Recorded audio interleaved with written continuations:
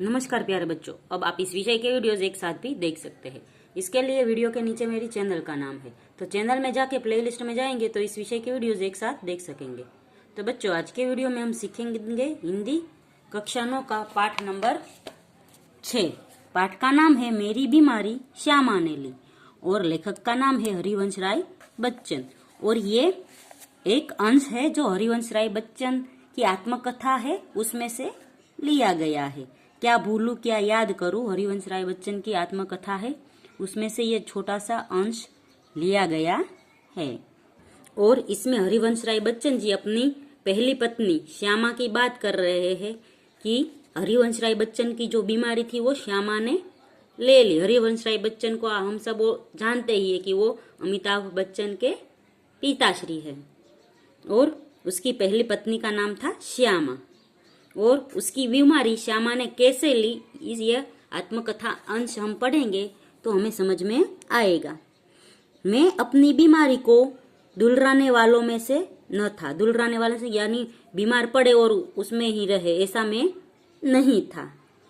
बीमारी को वो अनदेखा करते थे हरिवंश राय बच्चन के। सच कहूँ तो मैं अपनी बीमारियों के प्रति प्रायः निर्भय था। शायद मैंने गांधी जी के ही लेख में कहीं पढ़ा था कि बीमार होना अपराध है। हमें जो शरीर दिया गया है उसे हम स्वस्थ न रखें तो हम अपराधी तो है ही। गांधी जी भी कहते हैं कि बीमार होना अपराध है, क्योंकि भगवान ने हमें जो शरीर दिया गया है तो उस शरीर की देखरेख करना हमारा कर्तव्य है। मैं इस तर्क को कुछ और आगे ले गया था। अपराधी को दंड देना चाहिए। मुझे जब कभी छोटी मोटी बीमारी होती, जुकाम, बुखार, खांसी, सिरदर्द, तो मैं खाट पर न लेटता और भी अपने काम से काम लेता। मुझे भरे भूख बुखार में अपनी रात की ट्यूशनों पर जाने की याद है। बुखार की गर्मी और तेजी में तो मैं और जोश से पढ़ता। मजबूरी करके रोटी कमाने वाले को बीमार पड़ने का क्या अधिकार है। बीमारी अमीरों की हरमज़गी है। गरीबों को उसे अपने पीछे न लगाना चाहिए। लिखने में तो ऊंचा बुखार मुझे सब तरह से सहायक, प्रेरक और प्रोत्साहक लगता। यानी जो उसको ऊंचा बुखार था तो वो कहते हैं कि मुझे लिखने में बड़ी उससे प्रेरणा मिलती है। एक तरह की आग जिससे मेरी अनुभूतियों में ताप आता, जिसमें गल पिघल कर मेरा हृदय ढलता। एक तरह की भट्टी जो मेरे विचार, भाव, कल्पनाओं को उबाल देकर उच्छलित करती। यह तो मैं भी नहीं करूँगा कि बुखार में मैं अदबदा कर लिखता था, पर अगर मैं लिखना चाहता था तो बुखार मेरे लिए कोई बाधा नहीं बन सकता था।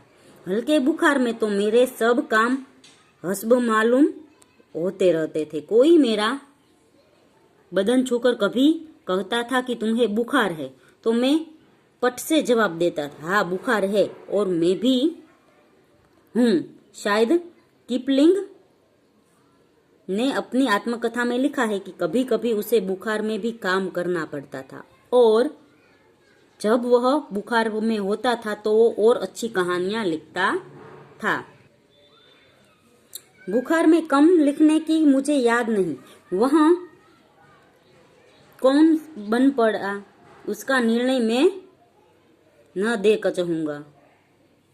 प्रसंगवश मुझे याद आ रहा है कि अपने दो चट्टाने की दो सबसे बड़ी कहानियां सांतरन के नोवेल पुरस्कार ठुकरा देने पर और दो चट्टान अथवा सिसिफस बरक्स हनुमान मैंने प्लूरिसी में पड़े पड़े लिखी थी। प्लूरिसी एक बीमारी है जिसे हम फेफड़ों में पानी भर जाना या दांतों में सड़ा बैठना, दांतों का दर्द ऐसा कह सकते हैं। बहरहाल जब मैं अपनी जवानी पर था, बीमारी मुझे पराजित न करती थी। मैं ही अपनी जिद से बीमारी को पराजित कर देता था। बुखार सुखार आखिर कितने दिन चलता। विश्राम तिवारी कहा करते थे, मार के पीछे भूत भागे। मैंने अपने प्रयोग से सिद्ध किया था, काम के पीछे बुखार भागे। यह बुखार मामूली न था, इसका संबंध उस तूफान से था जो पिछले 9 महीने से मुझे झकझोर रहा था और जो शांत होने पर से पूर्व सबसे अधिक विध्वंसक झटका मुझको दे गया था। स्कूल बंद था, ट्यूशन पर मैं जाता था, उनकी आमदनी की मुझे बहुत जरूरत थी, किताबों की बिक्री अभी नियमित नहीं थी, कर्ज सिर पर चढ़े थे। बुखार 10 दिन चला, 20 दिन चला, महीने भर चला, 2 महीने चला, जुलाई आ गई। अब बुखार के साथ ट्यूशन पर ही जाना न होता, दिन भर स्कूल में पढ़ाना भी पड़ता। बुखार का नमूना वही, सुबह बिल्कुल नहीं, शाम को 101 सेल्सियस 2 के बीच, कमजोर दिन ब दिन बढ़ती गई, कभी कभी धीमी खांसी। दवा शौकिया दवा बाटू एक हार्मोनोपैथ कर रहा था। कभी कभी सोचता क्या मुझे तपेदिक हो गया है, हो गया हो तो एलोपैथी का इलाज तो अपने बूते के बाहर है। क्या उस समय मेरी जीवा पर सरस्वती बैठी थी जब मैंने यह कहा था कि श्यामा का बुखार मैं ले रहा हूँ। बैठी हो तो कितना अच्छा है। क्या मैं बीमार हूँ इसलिए श्यामा स्वस्थ है, जिससे पिछले 6 वर्षों से इन महीनों में ज्वार मुक्ति नहीं जानी है, पर श्यामा को मेरी बीमारी भीतर ही भीतर खाई जा रही थी। उसने अपने इच्छा बल से जैसे अपने को स्वस्थ कर लिया था कि वह भी कहीं मेरी चिंता न बन जाए।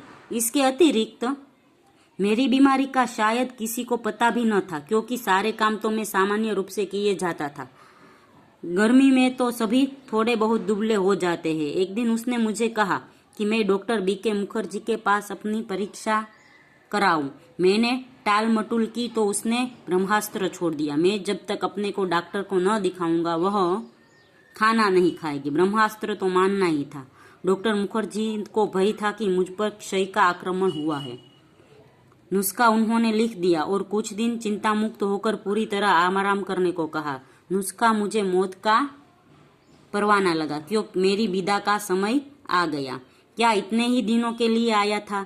इतने ही गाने गिने गुनगुनाने, केवल इतना ही श्रम संघर्ष करने, इतने ही दुख संकट उठाने, स्वागत के ही साथ विदा की होती।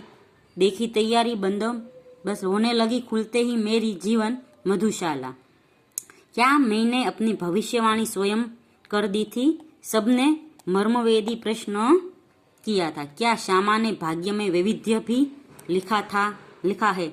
मरने से मुझे डर नहीं था, वह मुझे कठिन भी नहीं लगा। कठिन लगा मरने से पहले जीना। मुझे आराम के अर्थ होंगे ट्यूशन छोड़ दूं, स्कूल से छुट्टी ले लूं, ज्यादा लूं तो बगैर तनख्वाह लेने के को तैयार हूं, फिर भी घर का खर्च कैसे चलेगा? शालिग्राम केवल अपनी तनख्वाह के बल पर घर नहीं चला सकते। कल उनकी बदली हो सकती है, तब वे एक पैसा भी घर भेजने की स्थिति में न होंगे। महंगी महंगी दवा ये कहाँ से आएगी? किताबों में आमदनी अनियमित अनिश्चित है, कर्ज भी अदा करने को कम नहीं है। श्यामा ने मेरी बीमारी सुनी तो कांप उठी, पर तुरंत संभल गई, दृढ़ भी हो गई, जैसे उसने पल भर में अनुभव कर लिया था कि उसका कांपना मैं सहन नहीं कर सकूंगा। इस खबर से मेरे माता पिता को तो लकवा सा मार गया। पिताजी धैर्यवान व्यक्ति थे। उन्होंने मुझे कहा कि घबराओ नहीं, हम घर बेचकर तुम्हारा इलाज करेंगे। शालिग्राम असमर्थ था कि एक उत्साह लेकर रह गए। मैंने कुछ दिनों के लिए ट्यूशन और स्कूल से छुट्टी ली। किताबों की बिक्री से कुछ पैसे पड़े थे, उनसे दवाइयां मंगवा ली और चारपाई पर लेट गया। श्यामा की सेवा साकार हो गई। डॉक्टर ने निश्चिंत होकर आराम लेने के लिए कहा था। जब बहुत कुछ करने का को रहता था कि चिंता के लिए समय नहीं था। अब तो चिंता ही चिंता को थी। विशेष चिंता भी मुझे सिर पर चढ़े कर्ज की। मेरा इलाज हो या ना हो, पर कर्ज का किस्तें तो जानी ही चाहिए। उसकी नियमित अदायगी के साथ मेरी साख जुड़ी थी। उसका जाना मेरे मरने से पहले ही मेरी मौत होगी। तो हरिवंश राय बच्चन जी को चिंता थी उसके बीमार होने की नहीं, पर जो उसने कर्ज लिया था वो हर महीने जो चुकाना था थोड़ा थोड़ा करके, उसकी चिंता थी। वो नहीं चुकाएंगे तो वो हरिवंश राय बच्चन कहते हैं कि वो मेरे लिए मरने से भी ज्यादा बुरा है। श्यामा के लिए मैं पारदर्शी दर्पण था। उसने पूछा, किस बात से चिंतित हो? चिंता ही खाती रहेगी तो दवा क्या लाभ पहुंचाएगी? मैंने कहा, टैक्स सोसाइटी पर मुझ पर 400 यानी कर्ज है करीब 100 अन्य मित्रों के। उसने जो उत्तर दिया उससे मैं चौंक पड़ा। सहसा उठकर वो घूर कर देखने लगा, जैसे श्यामा को एक बार फिर से पहचानने की जरूरत हो। उसने कहा था, कर्ज तो मैं तुम्हारे मरने के बाद भी उतार दूंगी, तुम इसकी चिंता छोड़ो। मैं सोचने लगा, श्यामा ने वज्र ही अपनी छाती पर रखकर यह वाक्य कहा होगा, मुझे चिंता मुक्त रखने के लिए। मरने के लिए जो मैंने अपने आप को छोड़ दिया था वह मुझे एकदम गलत लगा। मुझे अपने लिए नहीं तो श्यामा के लिए जीने का संघर्ष करना चाहिए। श्यामा के लिए मैंने जीवन में कुछ नहीं किया, कभी करने के योग्य नहीं रहा। अब यदि मैं उसे ऐसी स्थिति में छोड़ जाऊं कि वह मेरे मरने पर मेरा कर्ज उतारने की चिंता करे तो मुझसा जघन्य अपराधी कौन होगा? नहीं तो मैं श्यामा के लिए चिंताएं नहीं छोड़ जाऊंगा, जीने का रास्ता खोजूंगा, जीकर अपनी चिंताएं समाप्त करूंगा। एक रात जैसे मेरे कानों में किसी ने कहा, एक रास्ता अब भी है। 15 दिन के इलाज में अपना बटुआ खाली हो गया। मैं कदापि नहीं चाहता था कि पिताजी घर को हाथ लगाए। अपनी वृद्धावस्था में शांति से बैठने को चाहे उन्हें भूखे नंगे ही बैठना पड़े। उन्होंने एक शरण स्थल बनाया था। मैंने उससे उन्हें वंचित करने का कारण नहीं बनना चाहता था, पर यह भी नियति को एक व्यग्र है कि मेरे माता पिता दोनों में से किसी को अपनी छत के नीचे अपनी अंतिम श्वासें छोड़ने का योग नहीं बना था। ना जाने राम कहाँ लागे माटी, पर उस समय मैं कैसे जानता। और एक दिन मुझे वह रास्ता दिखाई दिया जिस पर मैं बल पर चलकर अपनी चिंताएं समाप्त कर सकता था। किसी के लिए, विशेषकर श्यामा के लिए, मैं कोई चिंताएं नहीं छोड़ूंगा। इस संकल्प से मुझे दृष्टि भी दी, बल भी दिया। मैंने डॉक्टर BK मुखर्जी के पास जाकर कहा, डॉक्टर साहब, आपका इलाज बहुत महंगा है, मेरे पास आपके इलाज के लिए पैसे नहीं है। इसके पूर्व कि मैं कुछ और कहूँ या पूछूं, उन्होंने अपने बदनाम मुंहफट स्वभाव से कहा, पैसे नहीं है तो जाओ मरो। मुझे जीवन में चुनौती से बल मिलता है। वे यदि मुझे 100 बरस जीने का आशीर्वाद भी देते तो शायद जीने के लिए संघर्ष करने का मुझ में इतना बल न आता जितना उसके जाओ मरो शब्द के संचय से हुआ। लड़कपन में मेरे पड़ोसी बाबू मुक्ता प्रसाद ने लुई कुने के पानी के इलाज से मुझे परिचित कराया था। मेरी ऐसी बीमारी के लिए ठंडे पानी के टब में बैठकर सीड्स बाथ लेने का विधान था। एलोपैथी के में क्षय के रोगी को दूध, घी, मक्खन, अंडा अधिक से अधिक दिया जाता है। एलोपैथी यानी एक अंग्रेजी उपचार पद्धति है। कुने के इलाज में चकना मना था। सिर्फ कच्ची सब्जियां, फल, भीगे चने, गेहूं आदि का पर रहना था। न दवा पर कुछ खर्च, न खुराक पर कुछ खर्च।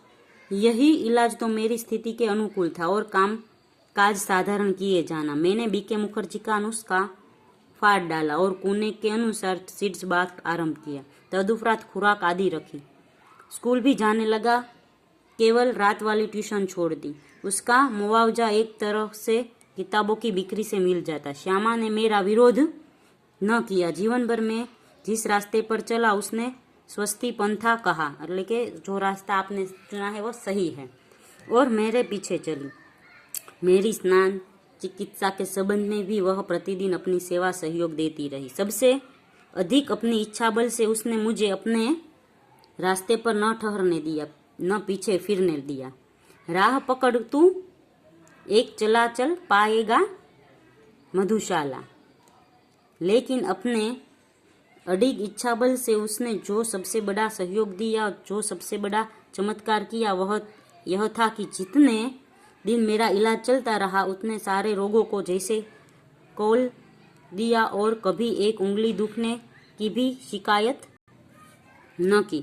शायद उसके प्रति इस निश्चिंतता ने मुझे अपने रोग से लड़ने का जितना बल दिया उतना किसी चीज ने नहीं।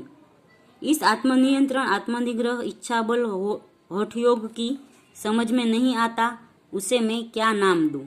बड़ी महंगी कीमती उसे चुकानी पड़ी।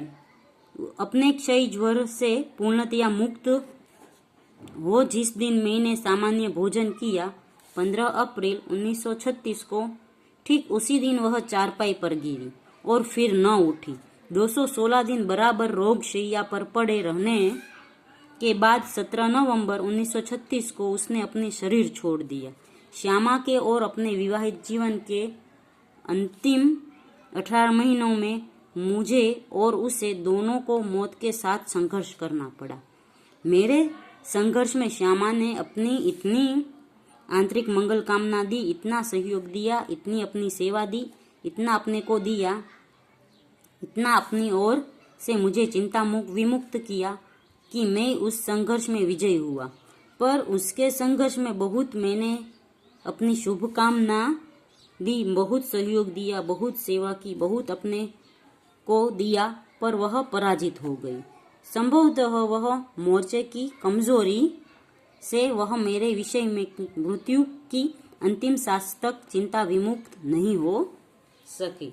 तो यहाँ पर श्यामा है जो उसकी पत्नी है, वो हरिवंश राय बच्चन को ठीक कर देती है, पर वो खुद बीमार हो जाती है। तो हरिवंश राय बच्चन को लगता है कि मेरी बीमारी है वो श्यामा ने ली। यहाँ एक पति पत्नी के बीच का संबंध दिखाया गया है कि एक दूसरे से किस सहयोग देना, साथ देना। तो बच्चों यहाँ पाठ खत्म होता है। अगले वीडियो में हम स्वाध्याय सीखेंगे।